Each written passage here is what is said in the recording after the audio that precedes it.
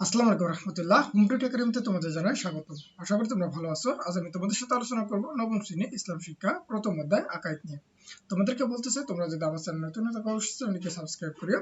তাহলে আজকে আমাদের মূল আলোচনার বিষয় মূলত হচ্ছে দেখো এখানে প্যানেল বা দলগত আলোচনা নিয়ে। আর তোমরা যদি আমার আগের ভিডিওগুলো দেখতে চাও আমি ডেসক্রিপশনে লিংক দিয়ে দেবো, তোমরা সেখান থেকে দেখতে পারো। তাহলে এখানে আমাদের কি কি বলতেছে যে মুনাফিক আমাদের সমাজে শান্তি ও স্থিতিশীলতা কি করে নষ্ট করে। তাহলে উল্লেখিত শিরোনামের আলোকে তোমরা প্যানেল বা দলে আলোচনা করে কি করো উপস্থাপন করো। তো চলো আমরা এই যে মুনাফিক আমাদের সমাজের শান্তি ও স্থিতিশীলতা নষ্ট করে এই বিষয়ে আমরা কি করি আলোচনা করি। তাহলে আমাদের উত্তরে আমরা কি বলতে পারবো যে মুনাফিকেরা সমাজে শান্তি ও স্থিতিশীলতা নষ্ট করার কারণগুলো তুলে ধরা হলো। তাহলে আমরা প্রথমত বলতে পারি যে ধোঁকাবাজি করা। মুনাফিকেরা আল্লাহ ও মুমিনদের সঙ্গে প্রতারণা করে এবং তারা মনে করে যে এতে তারা সফল কাম হচ্ছে, অথচ তারাই প্রতারিত বা বঞ্চিত হচ্ছে।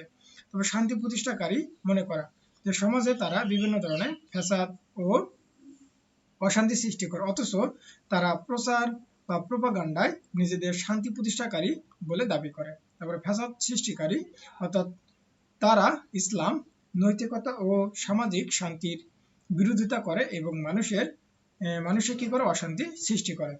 তারপরে কি করে যে মুমিনদের বিপদগ্রস্ত করা, অর্থাৎ মুনাফিকেরা সমাজ ও জাতির জন্য ভয়ানক এবং কারণ এরা গোপনে মুমিন ও মুসলিমদের ক্ষতি করে। তারপরে বিশ্বাসঘাতকতা করা, অর্থাৎ মুনাফিকেরা মুমিন ব্যক্তির সহচর্যে এসে বিশ্বাস অর্জন করে এবং পরে মুমিন ব্যক্তির সাথে ষড়যন্ত্র ও বিশ্বাসঘাতকতা করে।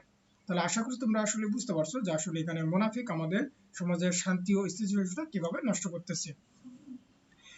এইবার তারপরে আমরা যদি নিচে আসি, আমাদের এখানে দেখো একটা প্রতিফলন ডায়েরি লিখতে বলতেছে। তাহলে এখানে আমাদের কি বলতেছে যে নিপাত থেকে নিজেকে মুক্ত রাখার জন্য ব্যক্তি, পরিবার, বিদ্যালয় ও সমাজ জীবনে আমি যেসব ভালো কাজ করব এবং যেসব মন্দ কাজ পরিহার করব এবং উল্লিখিত শিরোনামের আলোকে নির্ধারিত সবটি বাড়িতে কি করতে হবে, তৈরি করতে হবে বা পূরণ করতে হবে। তাহলে এখানে থাকবে ক্ষেত্রসমূহ, যেসব ভালো কাজ করব আর যেসব মন্দ কাজ পরিহার করবে। তো চলো আমরা এই প্রতিফলন ডায়েরিটা একটু পূরণ করে ফেলি।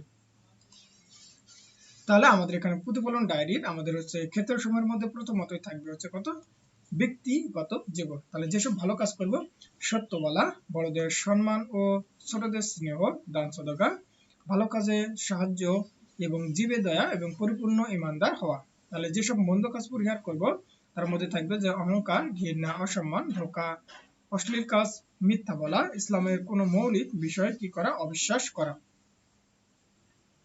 তারপরে পরিবার, তাহলে এখানে আমাদের ভালো কাজ কি থাকবে যে পরিবারের সদস্যদের কথা মতো চলবে এবং তাদের সাথে ভালো ব্যবহার করবো। আর যেসব আমরা খারাপ কাজ ছেড়ে দিব, যে পরিবারের কারোর সাথে খারাপ ব্যবহার করা ও কারো কাজে সাহায্য না করা।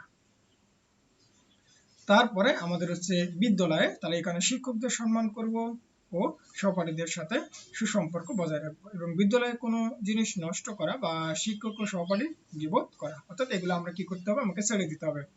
তারপরে সমাজ, এবার ধনী গরিব সবাইকে সমান চোখে দেখা এবং গরিবদের সাহায্য করা এবং বড়দের অসম্মান করা ও ছোটদের স্নেহ না করা, অর্থাৎ এই সকল কাজ আমাকে অবশ্যই করা যাবে না, এগুলো কি করতে হবে, ছেড়ে দিতে হবে।